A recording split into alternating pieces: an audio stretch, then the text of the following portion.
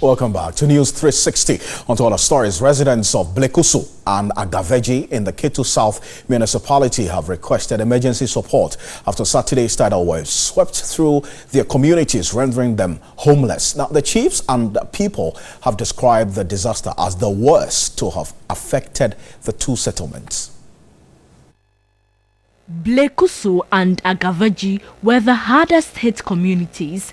The predominantly fishing communities have always been at the receiving end for decades. The shoreline is now only 5 meters away from the communities. More than 500 houses were submerged. The seawater spilled over the main Denu-Keta road, rendering it unmortable. 396 households remain in floodwaters. Some residents shared their plight and called for quick intervention from government. This problem started more than 45 years or 50 years before some of us were born. But still, the problem is here. So we are appealing to this government. If only they can help us to solve this problem. The tidal waves intensified at 4 a.m. It might worsen at night. We are appealing to authorities to come to our aid. This is not the first time tidal waves have wreaked havoc in some coastal communities in the Volta region. In August 2003, high tidal waves dislodged about 70 people at Azizaji, Soku and Hovi in the Volta region, where several properties worth thousands of Ghana cedis were lost to the disaster. Fuvama, Jita, Soboi, Ananui and Huti were also ravaged by the waves in April last year. And the Director General of the National Disaster Management Organization, NADMO, Nana Ajman Prempeh, says government would have to evacuate people residing along tidal waves prevalent coastlines, distributing some relief items to flood victims at Aklagbanya in the Adar West district. He said the measure is part of efforts to curb the perennial disaster. Aklagbanya and Chabanya, both in the Adar West district of the Greater Accra region, were among the coastal communities hardly hit by tidal waves over the weekend. More than 700 people were displaced and residents were compelled to seek refuge in churches and schools. Some fishermen also had their boats destroyed. Although the floodwater is receding, victims are still counting their losses. The Director General of NADMO, Nana Ajman Prempeh, led a delegation of NADMO officials and staff of the 48th Engineers Regiment to assess the impacts and distribute some relief items to victims. He affirmed until government constructs a sea defense along the shores of every community, harsh measures will be taken. District Chief Executive for Adar West, Ajote Lawe Akufi, said the assembly is yet to meet on what assistance could be offered fishermen who had their boats destroyed. Flooding at Aklagbanya and Chabanya has become perennial.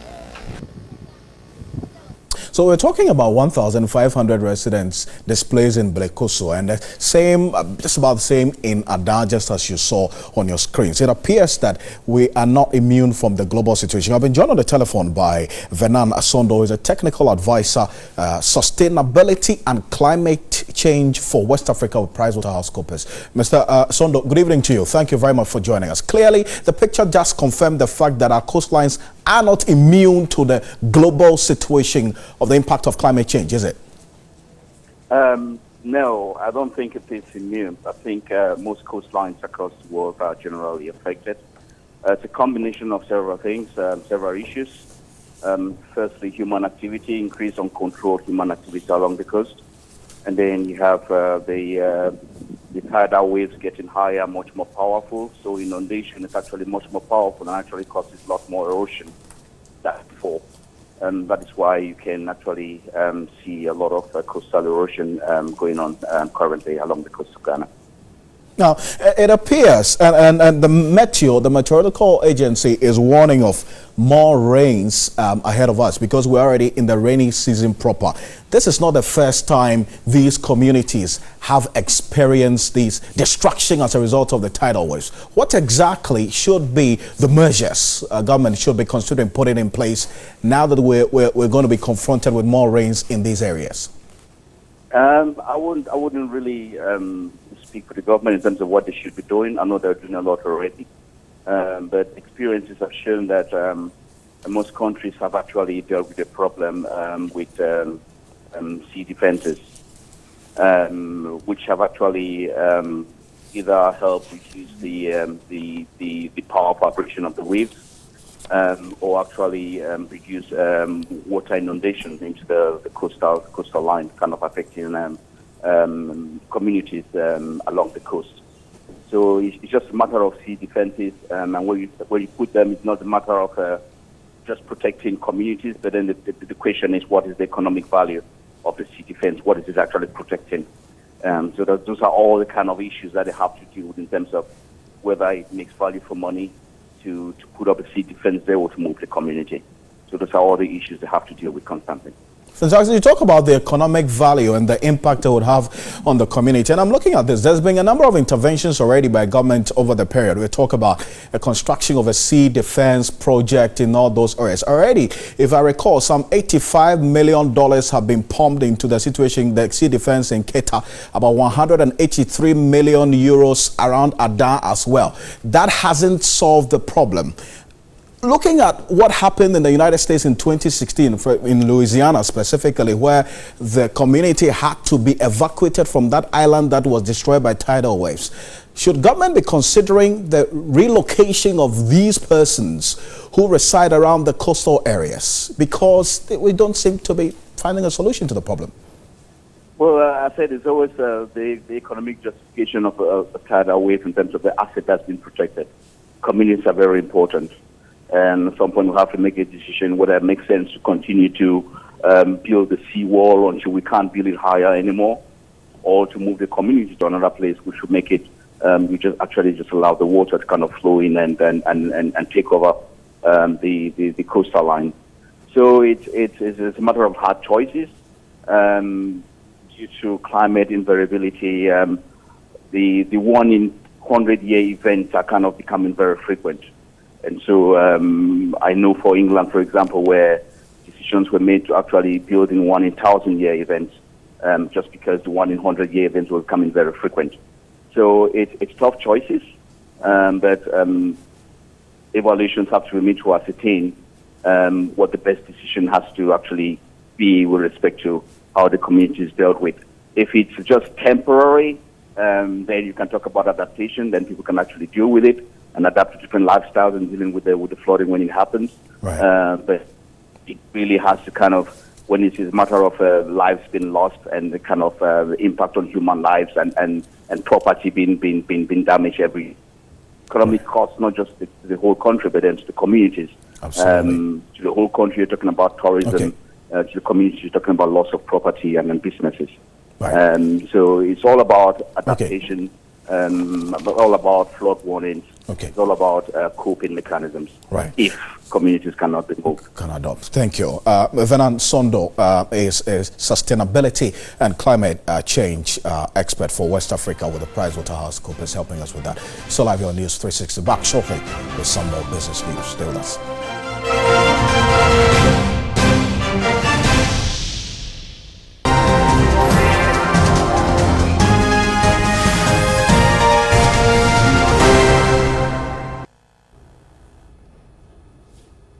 All right, thanks for staying with us on News 360, Time for Business. My name is Nanikia Mensah Brampa. Ghana will soon benefit from a 100 million euro Germany compact with Africa program. Now, the program will assist the country improve conditions for sustainable private sector investment, infrastructure, economy, and employment.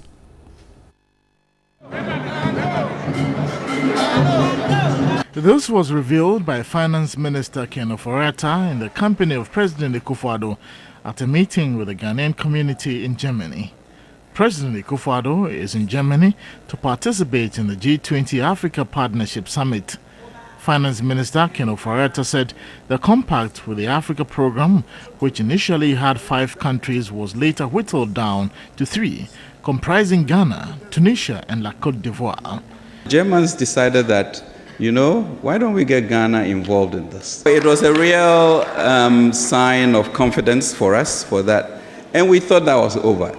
Then they came back a couple weeks later in March and said, you know, this G20 that we are doing, we should really put our money where our mouth is. So let's select 3 countries in Africa where we can have a bilateral relationship with. And they said Ghana, be part of it. But not only that, they said, well, here's another 100 million euro, do something with it. He told the gathering government has already started the revival of the economy.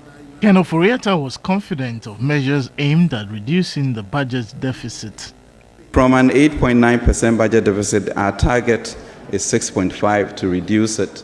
In terms of growth of GDP, it was about 3.6%, the lowest in a couple decades when we came, and we are now targeting 6.3%. Primary balance will be positive, which means that we would not be borrowing to support, you know, our debt profile.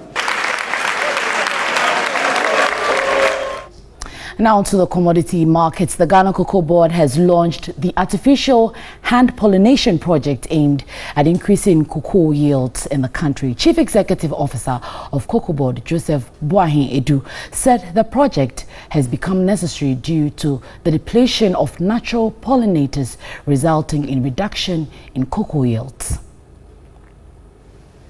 The project, to be carried out in all the 6 cocoa-growing districts in the country, involves the picking of pollen from the cocoa flowers and dropping it on the stigma for cross-fertilization. Chief Executive Officer of Cocoa Board, Joseph Boahin Edu, said although a cocoa tree produces 1,000 flowers every season, only 5% of the flowers grow into pods. We want to ensure that as many flowers as can be pollinated should be done. And all these will turn into fruits for the farmers. Now, you know the world market price of cocoa is falling. And we want the farmers, you know, to have increased productivity per hectare to compensate for the fall in price. Once they are making more production per hectare of a farm, it means that they'll be having more money. The Cocoa Board boss indicated 7,000 farm hands will be recruited for the pilot project, which is expected to reach 50,000 cocoa farmers in 6 cocoa-growing districts. The hand pollination exercise will be carried out in the June-July main crop season, as well as the light cocoa season between November and January. Cocoa Board is hopeful the hand pollination will increase Ghana's cocoa production and also increase the income of cocoa farmers. And pineapples are being left to go waste in farms at Utupayao in the Kwapim South District of the Eastern Region owing to the poor road network. Evelyn Tingma reports farmers are helpless as drivers have refused to cart the produce to market centers. Difficult. Emmanuel Obing Edin cultivates pineapple, but his worry is his pineapple suckers, which have been dumped here by a vehicle for the past 3 weeks. The driver could not continue to his farm owing to the poor nature of the road. I took a loan from bank. That is costing 1,200 Ghana cedis because they can't convey to the farm, so I have to find another labor. These boys, they will carry it and the cost will be more than the transport. So now I'm appealing to government to help us construct the road because it's spoiling. Michael Otopayao's pineapple farm was a sorry state. The pineapple was ready for harvesting, but he could not. There's about 2 acres of planting. I've took a loan from the bank, and now the pineapple are spoiling. How can I pay the loan? I took almost 8,000 Ghana cedis for this farm. Unless I call the bank to come and see what has happened, and then they can give me another chance so that I can pay. Otopayao is a pineapple growing community, and not only do the people cultivate for domestic consumption, but also for export. Chief of Eshireso, Nana Akono Labi, was worried the poor nature of roads are affecting farming activities. There are no vehicles to convey both residents and goods during market days. The only vehicles that ply the road here are the big Kia trucks, but such cars hardly come here. He said politicians have over the years failed to fulfill their promises to the community. Because the politicians come here with their V8s during the campaigning season, they often don't feel the poor nature of the road. Both the assemblyman and MP were always around here, but now we don't see them. Roads leading to other communities such as Eshiresu and Dego are pothole riddled. Residents complained the roads become unmotorable anytime it rains.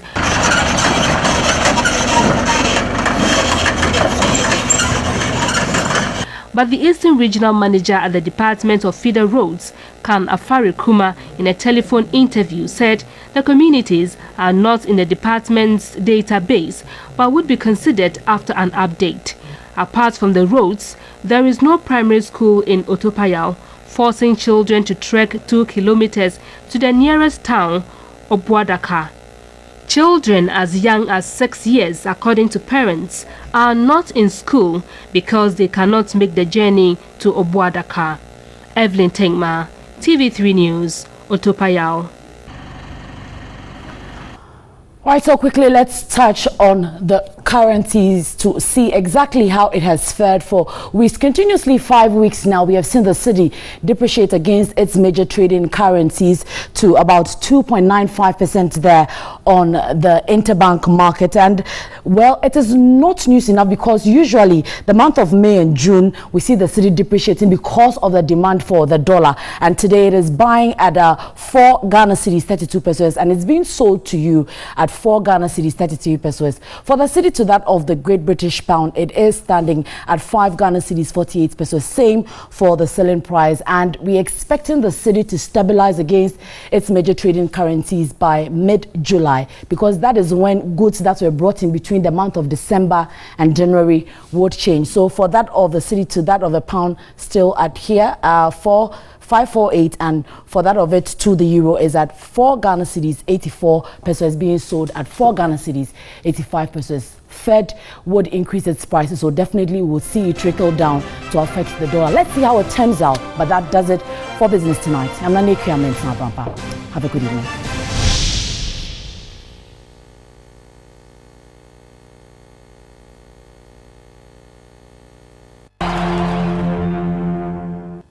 Hi, good evening, and it's time to bring you all the latest in the world of sports with me, Thierry.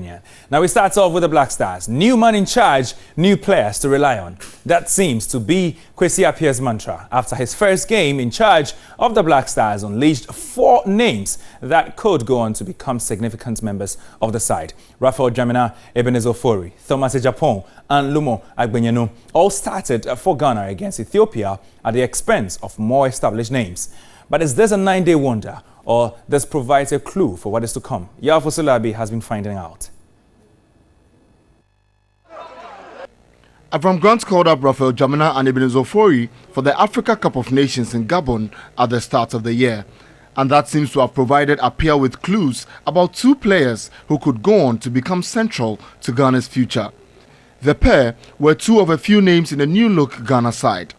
There was also a new name at left back in Lumo Agbenyanu from 1860 Munich, and also Thomas Ejapon on the left wing.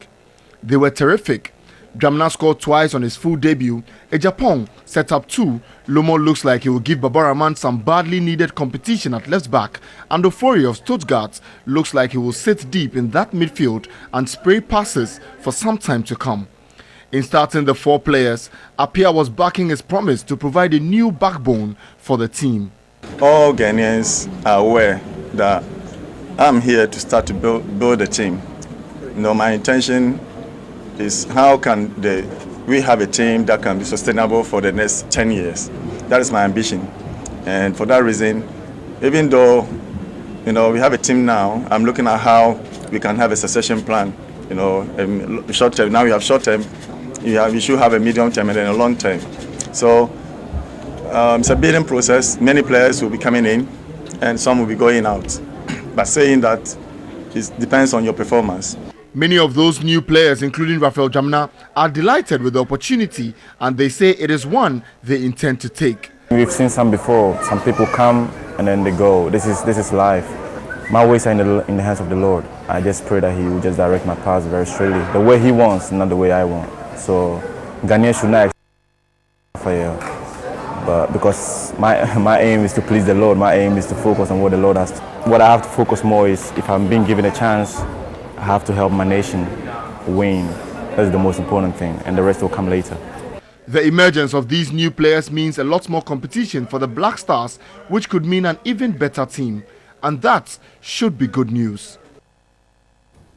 That definitely should be good news for the technical team of the Black Stars. But still remaining with that team, Ghana captain Asamoah Gyan insists he has no issues with Andrea Yu, as his decision to wear a customized armband threatens to derail the Black Stars. Gyan went off with a band forcing Andrea Yu to pick one from the bench. The action has triggered a new round of conversation about tensions between the pair. But Gyan insists there is nothing like that. Yes, but we in the camp know what is going on, so I don't think there is any issue between me and Andre. I was in the national team before he came. I have been his idol since day one. His father likes me so much, and I don't think, but human being, you don't know what people think. Sometimes you might be here, you don't like me. It's a normal thing. We are talking about reality, but for what I've seen, we don't have any problem. Like, everything is okay. So that is what we just looking at. We want to win games for the country. We want to win the cup for the country. It's been a while. We won a cup. That is all we want to do for the country. Many football fans would welcome the cameras for their home game against a top club. Now, but Aduana Stars really aren't like that. Angry fans of Aduana Stars denied official broadcast sponsors of the Ghana Premier League, Star Times, entry into the Nana Adjumani Badu, the first park to telecast their titanic clash with Kumasi Asante Kotoko.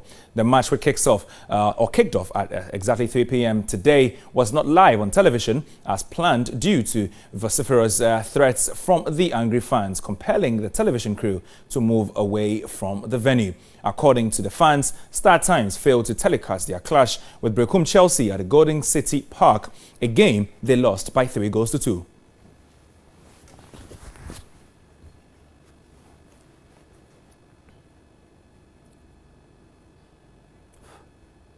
Meanwhile, in that particular Ghana Premier League, let's remain there because Aduana Stars and their game against Kumasi Asante Kotoko, which kicked off at 3 p.m. Today, ended goalless. So that was the last fixture of week 18 of the Ghana Premier League. Remember, the games were rescheduled because of the Black Stars game at the Baba Yara Stadium on Sunday. So the game started on Friday, 6 games were played, and then on Saturday, there was another game between Tema Youth and Great Olympics. Monday provided another, chance for us to see another Ghana Premier League action, and that was between Aduana Stars and Kumasi Asante Kotoko. 0-0, it ended.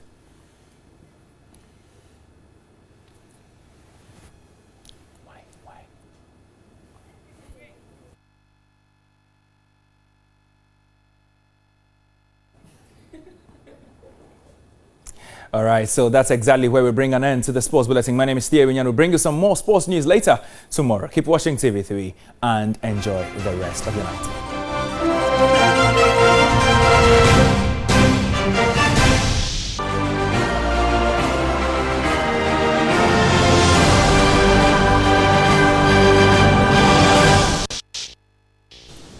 Welcome back to News 360. Let's now take a look at what's making news on the international front.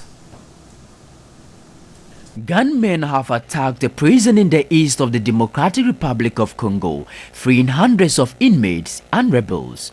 11 people, including 8 security officers, were killed in an exchange of gunfire. The BBC reports that more than 900 inmates escaped from the prison in the eastern North Kivu province on Sunday. This is the third major jailbreak in the country in the past month. Africa's leaders are attending the meeting in Berlin of leaders of the group of 7 industrialized countries.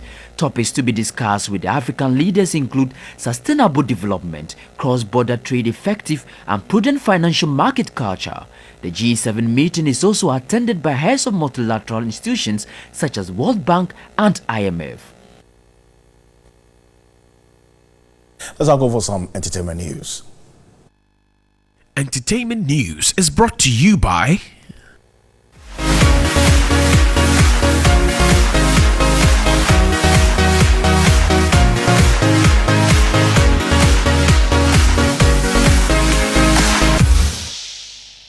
All right, so let's turn our attention to some news making rounds in the world of entertainment.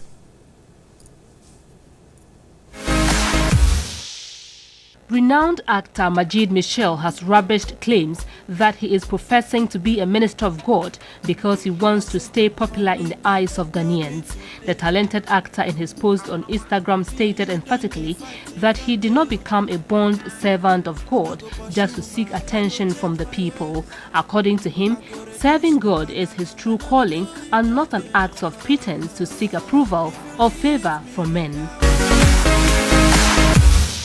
Nollywood actress Stella Damasus has hit back at a follower who called her a husband snatcher after she shared beautiful photos with her husband Daniel Adiminokan.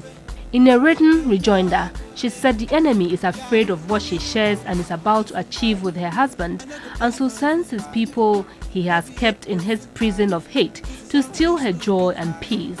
She said the venom spewed on the family has given them so much content and hope. Hollywood entertainer Bill Cosby is likely to stand trial as the case of sexual assault is moving at a brisk pace. Prosecutors called 12 witnesses over 5 days before resting on June 9. Cosby, 79, was charged with drugging and molesting a young woman named Andrea Constant in 1994.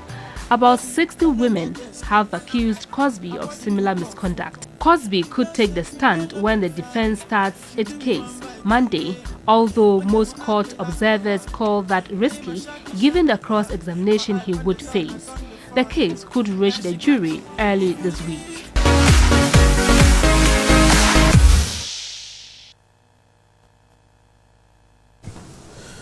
Well, you know, I think it's good news. You see that Majid Michel over the period has followed and been consistent, you know, and so it's no mean game or something. I mean, he's saying he's not doing acting, it to please people. You know, so it's a genuine spiritual, you know, action he's taking there. And I think it's good. Yes. And he has a lot of influence on young people, having been an actor and an influential one for that matter.